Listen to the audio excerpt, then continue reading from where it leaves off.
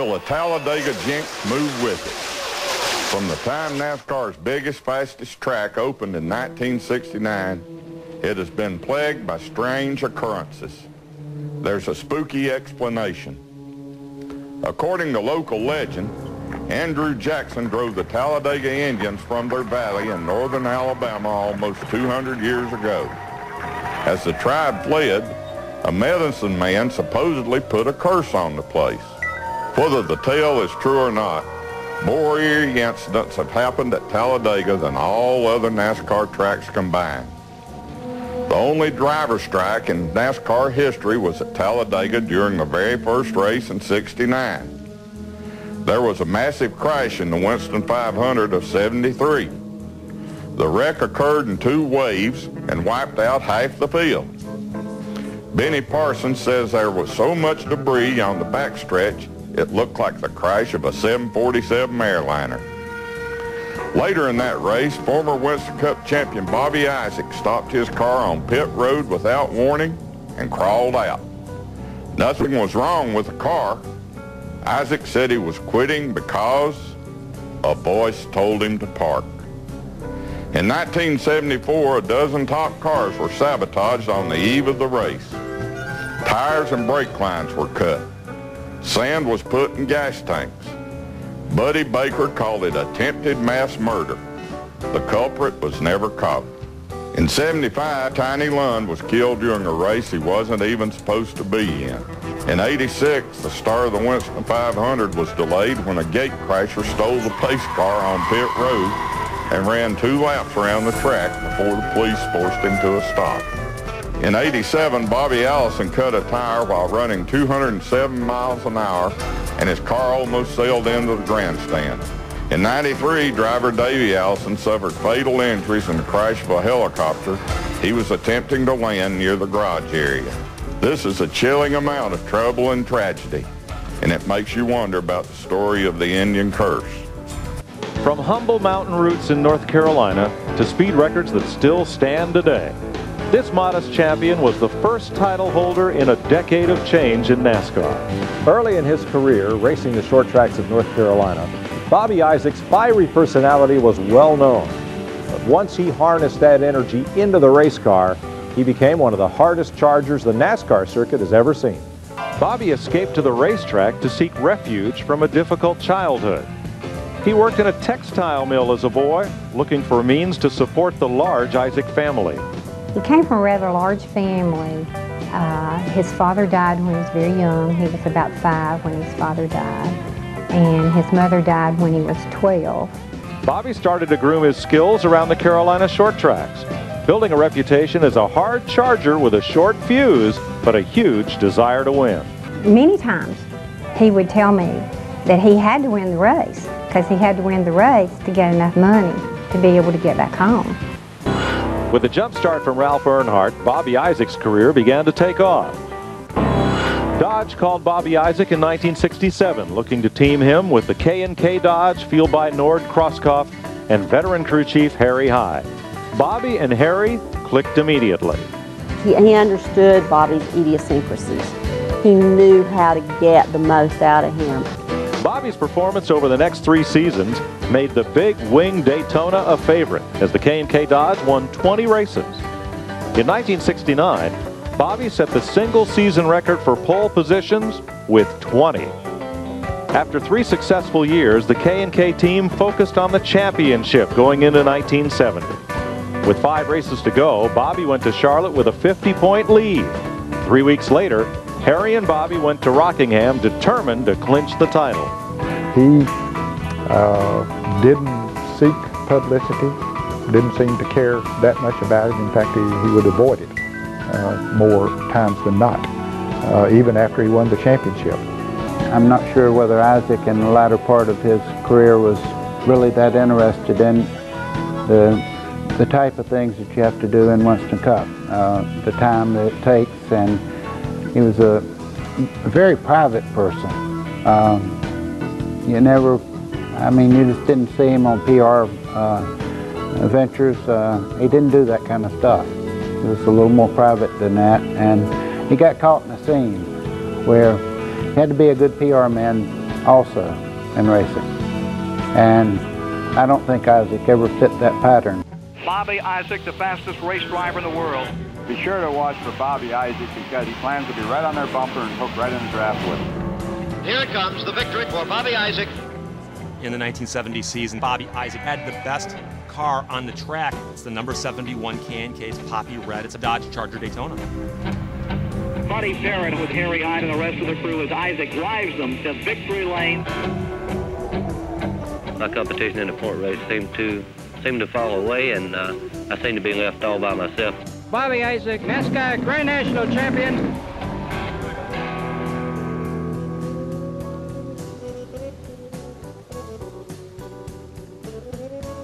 In 1970, the number 71 K&K Dodge Daytona actually set the closed course record for a NASCAR sanctioned event at Talladega. NASCAR come down on us like a ton of brick. They put a restrictor plate on us. We got to Daytona after Talladega. We was 12 miles an hour slower in the field. Honest to God. Those cars were certainly in a class by themselves. It was headed in a direction, of course, that NASCAR didn't want it to head. Getting away from the normal cars that were built that people were driving on the street. Prior to this, people would buy a stock car, turn it into a race car. Now, Chrysler's building race cars and selling them to get around the rule of making them stock. They're doing it backwards. So Bobby Isaac and the K&K team actually pushed these things to the limit and forced them to change the rules to say, okay, we have to do away with the nose cones and the wings. We've got to back this all down now because it's getting out of control. And they got rid of it.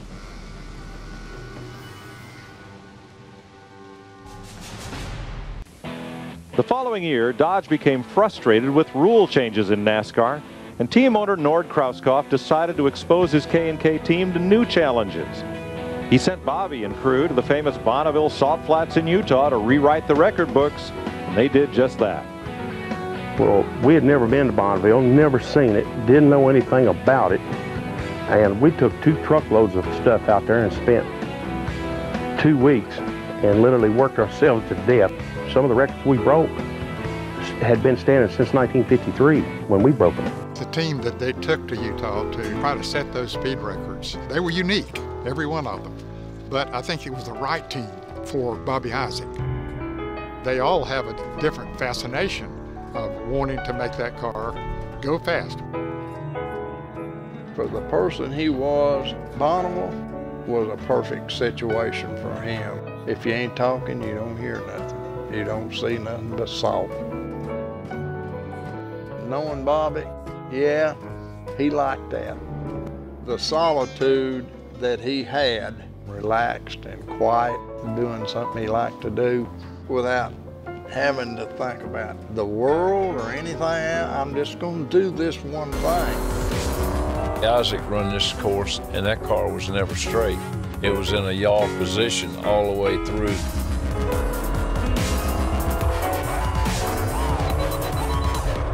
You know, speeds are relative to conditions. To drive good and successful on a dirt track, you really have to have a seat-of-the-pants feeling of the race car. And he had that, naturally. That's what he grew up in, his old dirt track style. But it was a sensation. It was just going so fast. He could hardly explain it. In fact, he told me that it felt like the car was flying at times. It just felt like it didn't have any contact with the earth. The mirage of the salt, it made it look like the car had taken off into the air. It looked like a big fireball going across the sky. Bonneville was actually the culmination of several things all happening at the right time. So you've got this perfect car, the Dodge Charger Daytona. It's the most aerodynamic car Detroit's ever built. The car is tuned and handled by Harry Hyde, one of the greatest crew chiefs in NASCAR history. And behind the wheel, you've got Bobby Isaac, who's one of the greatest drivers in NASCAR history, particularly on a surface that's similar to dirt. So when all of this comes together at Bonneville, they set 28 world speed records. It was just amazing at what they had accomplished to put a car out there that would go faster than anybody had ever gone before. 216 miles per hour in a stock-bodied car running a carburetor. It's insane they did that in 1971. Speeds haven't increased that much in NASCAR in all the time since then. Back then, we were hard racers. And to achieve what we did, it was way before its time. And I think right now, it's almost catching up.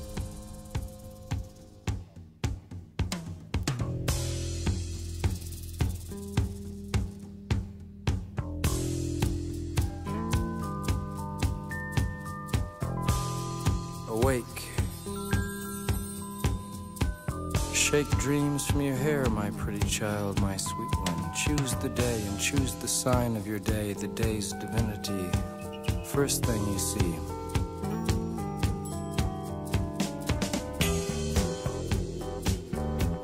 A vast, radiant beach and a cool, jeweled moon. Couples naked race down by its quiet side. And we laugh like soft, mad children, smug in the woolly cotton brains of infancy. The music and voices are all around us.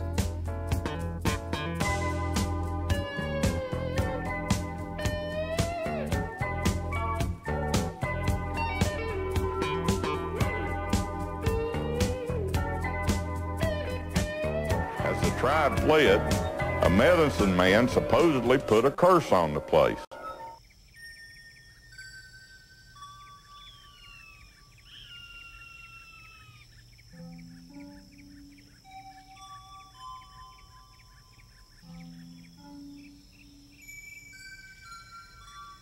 Awake. Shake dreams from your hair, my pretty child, my sweet one. Choose the day and choose the sign of your day, the day's divinity. First thing you see. Choose, they croon the ancient ones, the time has come again. Choose now, they croon beneath the moon beside an ancient lake. Enter again the sweet forest. Enter the hot dream, come with us. Everything is broken up in dances.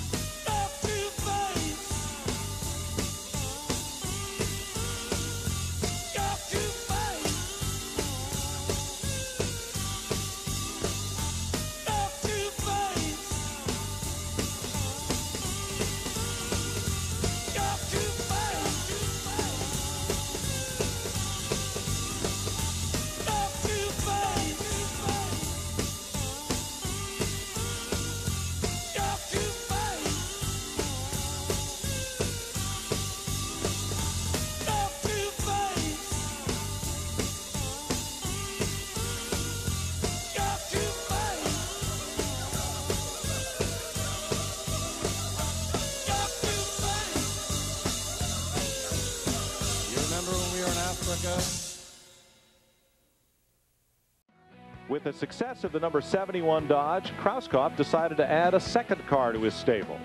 That decision didn't set well with Bobby, who decided to move on after 37 wins in the K&K Dodge. He was very frustrated with some of the things that happened during that time when Chrysler sponsored the cars, because, you know, they decided they didn't want to cooperate with NASCAR, and they pulled all the cars out for a year, and he had to go race USAC, and he wasn't happy with that, and he was kind of a person who wanted to be his own thing, and he didn't like people telling him what to do, and especially if it was things he didn't want to have to do. Bobby moved on, eventually hooking up with Bud Moore. In 1974, while leading the race at Talladega, Isaac mysteriously pulled off the track and quit. Well, what happened there was, I can't think of the boy's name, was a real good friend of Bobby's. That he had a wreck going into turn one, I think it was, and he hit the wall pretty hard, and the boy lost his life. And what they did, they got the boy out of the car, got the driver out of the race car, and had him on a stretcher. And instead of taking him on, we were on the pace laps riding around there. And, you know, all the drivers watching and wondering why that they had never took the guy and put him in the ambulance and left with him. So they run a couple of laps, you know. And this sort of got on Bobby's mind a little bit. And he finally called me, and he asked me about him. I said, well, I don't know for sure. He said, well, he's still laying on that stretcher. Why hadn't they taken him away? And so we must have run maybe 8 or 10 laps under the caution, and then finally he run a couple of 3 laps, and he called me and he said, I can't go no further. He said, how about getting me a release driver? And so we pulled him in, put Cuckoo Marlin in, and he finished the race. And on the way back home, he said, I just quit. I said, what do you mean you just quit? He said, when I was out there running, something just told me to get out of that car, you know, that I needed to get out. He had a feeling, he had a tremendous feeling come over him that he should not be doing this anymore. But he honored that feeling. He had that premonition, and he knew that he needed to just not be there. And it really bothered him that everybody talked about that afterwards, and they'd all talk about how this big voice came to him and those kinds of things. And I think he really wished he hadn't shared with people that feeling. 4 years after winning the Grand National Championship, Bobby Isaac found himself looking for a ride. He regrouped, racing at his home track of Hickory. But in 1977, Bobby collapsed during a race at the Speedway and passed away that evening. In a career that spanned 15 years, Bobby Isaac proved determination could overcome any setbacks life handed you. As the tribe fled, a medicine man supposedly put a curse on the place.